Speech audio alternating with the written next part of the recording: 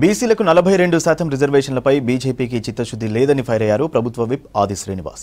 Assembly ఆమోదం పొందిన BC బిల్లును బీజేపీ అగౌరవపరిచిందని మండిపడ్డారు. బీహార్లో 60% బీసీల రిజర్వేషన్లను ఎట్లా ఆమోదించారో చెప్పాలని డిమాండ్ చేశారు. బీసీలపై ఎందుకు యూటర్న్ తీసుకున్నారో ప్రజలకు బీజేపీ నేతలు సమాధానం చెప్పాలన్నారు విప్ ఆది శ్రీనివాస్. అసలు బీసీలకు సంబంధించే ముందు చెప్పినట్టుగా బలహీన వర్గాలకు సంబంధించి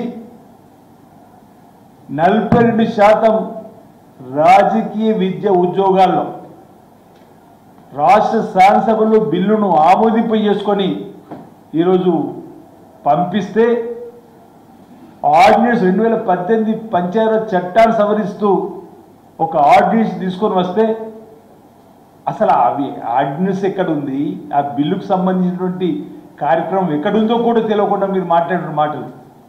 ఇదో మా చిత్తశుద్ధిని మీరు శంకించాల్సిన అవసరం లేదు. మా చిత్తశుద్ధి నిరూపించుకున్నాం.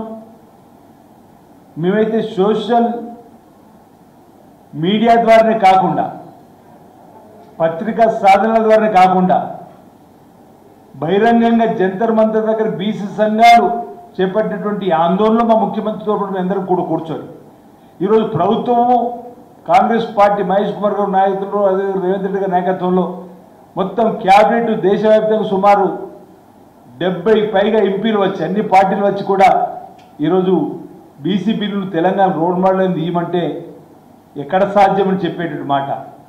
ఈరోజు 50% క్యాప్ను మీరు 10% EVS reserve economical backward class reservation అని చెప్పి తీసుకొచ్చిన రోజు క్యాప్ ఎగిరిపోయిన తర్వాత ఇప్పుడు మరో 10-12% పెరిగితే మా బీసీలకు మీకేంటి